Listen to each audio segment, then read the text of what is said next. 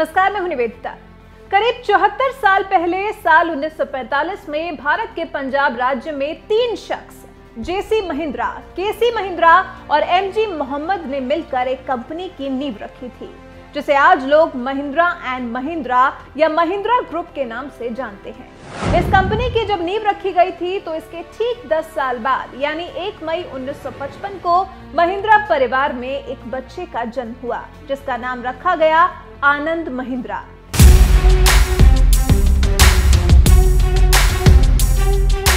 यही आनंद महिंद्रा आज भारत के शीर्ष कंपनियों में से एक महिंद्रा ग्रुप के चेयरमैन पद की जिम्मेदारी संभाल रहे हैं। महाराष्ट्र में एक प्रसिद्ध और संपन्न व्यवसायी परिवार में जन्मे आनंद महिंद्रा के पिता का नाम हरीश महिंद्रा और मां का नाम इंदिरा महिंद्रा था।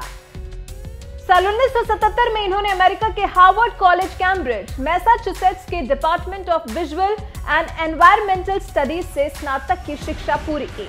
साल 1981 में इन्होंने हार्वर्ड बिजनेस स्कूल यानी HBS बोस्टन, मैसाचुसेट्स से बिजनेस एडमिनिस्ट्रेशन में MBA की शिक्षा हासिल की। इसी बीच आनंद महिंद्रा की शादी अनुराधा महिंद्रा से हुई, जिनसे इनकी 2 बेटियां हैं। पत्नी अनुराधा प्रसिद्ध पत्रिका वर्व और मेंस वर्ल्ड की संपादक तथा रोलिंग स्टोन इंडिया की एडिटर इन चीफ हैं। पारिवारिक जीवन से 1981 में ही आनंद महिंद्रा ने महिंद्रा यूजाइन स्टील कंपनी यानी मुस्को MUSCO में वित्त निदेशक के कार्यकारी सहायक के रूप में अपना पहला कार्यभार ग्रहण किया। यही वो समय था जब महिंद्रा ग्रुप से आनंद महिंद्रा पहली बार जुड़े और आगे बढ़ते गए। 1989 में रियल एस्टेट डेवलपमेंट और हॉस्पिटैलिटी से संबंधित इकाई के अध्यक्ष बने। 1991 में महिंद्रा एंड महिंद्रा समूह के उप प्रबंध निदेशक का कार्यभार सौंपा गया। 1997 में आनंद महिंद्रा ने कंपनी में प्रबंध निदेशक के रूप में जिम्मेदारी ली। 2003 में आनंद महिंद्रा को कंपनी का वाइस चेयरमैन बनाया गया। आनंद महिंद्रा को कोटक महिंद्रा फाइनेंस लिमिटेड का सह प्रमोटर भी बनाया गया। आनंद महिंद्रा ने कोटक महिंद्रा फाइनेंस लिमिटेड की जिम्मेदारी संभालते ही साल 2003 में इसे बैंक के रूप में तब्दील कर दिया। वर्तमान में कोटक महिंद्रा बैंक भारत के अग्रणी निजी क्षेत्र के बैंकों में भी अपना विश्वसनीय स्थान बनाए हुए है। ये सब कुछ आनंद महिंद्रा के कुशल प्रबंधन और नेतृत्व में ही किया गया था। आनंद ने साल 2003-04 में भारतीय उद्योग परिसंघ के अध्यक्ष के रूप में भी कार्य किया और आगे इन्होंने भारत की ऑटोमोटिव रिसर्च एसोसिएशन यानी ARAI के अध्यक्ष के दायित्व का भी निर्वहन किया। साल 2012 में आनंद महिंद्रा की जिंदगी में वो दिन भी आया जब उन्होंने अपनी दादा की स्थापित कंपनी के चेयरमैन पद की जिम्मेदारी संभाली। हालांकि करीब 8 साल बाद 1 अप्रैल 2020 को आनंद महिंद्रा इस पद से इस्तीफा देंगे और नॉन एग्जीक्यूटिव चेयरमैन बन जाएंगे। 1 अप्रैल के बाद कंपनी के मैनेजिंग डायरेक्टर पवन गोयनका 11 नवंबर 2020 तक के अपने कार्यकाल तक इस पद पर अतिरिक्त कार्यभार संभालेंगे। आनंद के कुशल नेतृत्व को मिला सम्मान। 2004 में आनंद महिंद्रा को फ्रांस के राष्ट्रपति से विशेष सम्मान ऑर्डर ऑफ मेरिट मिला। व्यवसाय के क्षेत्र में उत्कृष्ट योगदान के लिए राजीव गांधी पुरस्कार दिया गया। 2005 में person of the year, auto monitor और लीडरशिप अवार्ड महिंद्रा समूह को मिला। यह पुरस्कार अमेरिकन इंडिया फाउंडेशन कॉर्पोरेट जगत में सामाजिक जिम्मेदारी के लिए दिया गया। 2006 में आनंद महिंद्रा को CNBC एशिया बिजनेस लीडर पुरस्कार दिया गया। 2006 में ही लुधियाना मैनेजमेंट एसोसिएशन ने वर्ष के उद्यमी पुरस्कार से नवाजा। 2007 में NDTV प्रॉफिट ने सबसे प्रेरणादायक कॉर्पोरेट लीडर का सम्मान दिया। 2008-2009 में बिजनेस लीडर के रूप में इकोनॉमिक टाइम्स पुरस्कार भी मिला। 2012 में US इंडिया बिजनेस काउंसिल ने ग्लोबल लीडरशिप अवार्ड दिया। 2014 में business today CEO of the year award दिया गया। 2016 में आनंद महिंद्रा का नाम विश्व के टॉप 30 CEOs की लिस्ट में आया। आनंद महिंद्रा कारोबार तो संभालते ही हैं, समाज के प्रति अपनी जिम्मेदारियों को भी नहीं भूलते हैं। आनंद महिंद्रा ने अपनी मां इंदिरा महिंद्रा के नाम पर हार्वर्ड विश्वविद्यालय को $100 करोड़ का योगदान दिया। वहां के मानविकी केंद्र की गतिविधियों का विस्तार करने के लिए दान के रूप में ये पैसा दिया गया। इस बड़ी धनराशि को आनंद ने होमी भाभा मानविकी केंद्र के निदेशक के नेतृत्व में वहां पर स्थित विशिष्ट संस्थानों के उन्नति और आधुनिकीकरण के लिए दिया है। आनंद महिंद्रा सोशल मीडिया पर भी काफी सक्रिय रहते हैं। सोशल मीडिया के जरिए आनंद महिंद्रा कई जरूरतमंदों की मदद भी कर चुके हैं।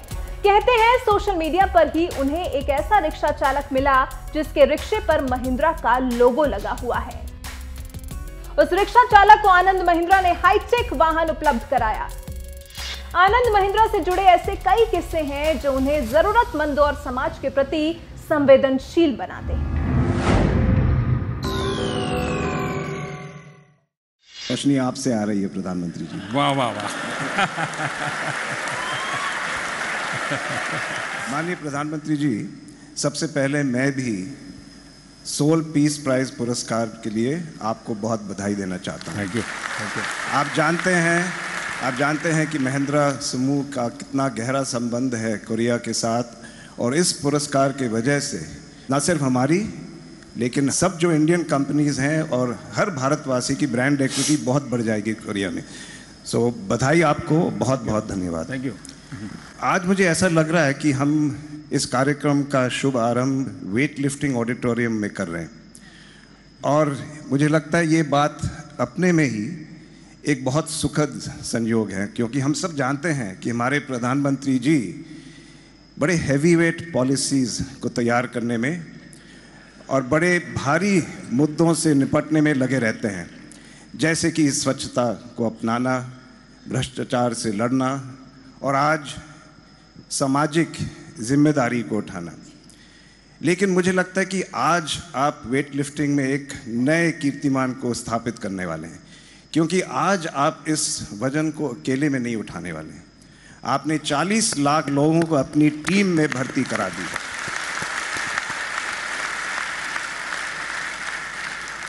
मैं आपको आश्वासन देना चाहता हूं कि महिंद्रा जो फौजी हैं, हम सब बड़े उमंग और उत्साह के साथ इस अभियान के साथ हैं कि हमारा एक कार्यक्रम है एम्प्लॉई सोशल ऑप्शंस।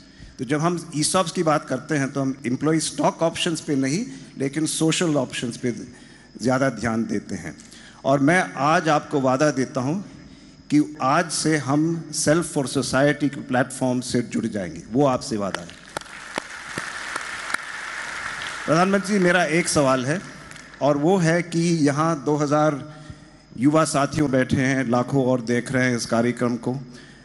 वो सब टेकी हैं, उन सब में एक अपेक्षा है कि कभी ना कभी एक दिन मेरा खुद का बिजनेस भी मैं बसा लूँ।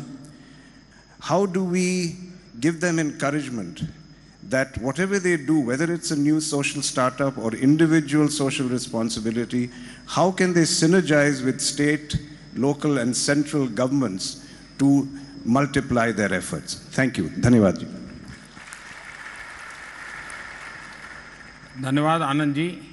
आज खुशी की बात है कि स्टार्टअप इकोसिस्टम में हिंदुस्तान दुनिया में पहले 3 में अपना स्थान बना चुका है, और उसका मूल कारण हमारे देश के युवाओं की साहस वृत्ति है।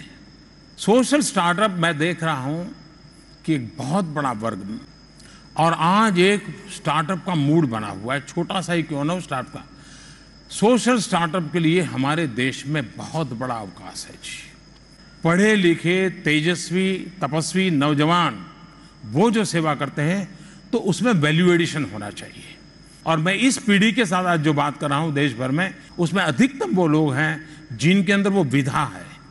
कोई एक भी काम करता है तो उसको भी एक बिजनेस मॉडल में समाज स्वीकार करता है, और इसलिए हम उस बातों की ओर चलें तो मैं समझता हूं बहुत बड़ी सेवा करेंगे। लेकिन सोशल स्टार्टअप, ये हमारे स्टार्टअप इकोसिस्टम का एक बहुत बड़ा अहम हिस्सा डेवलप हो, ये भारत जैसे विशाल देश के लिए बहुत आवश्यक है। Thank you Anand ji.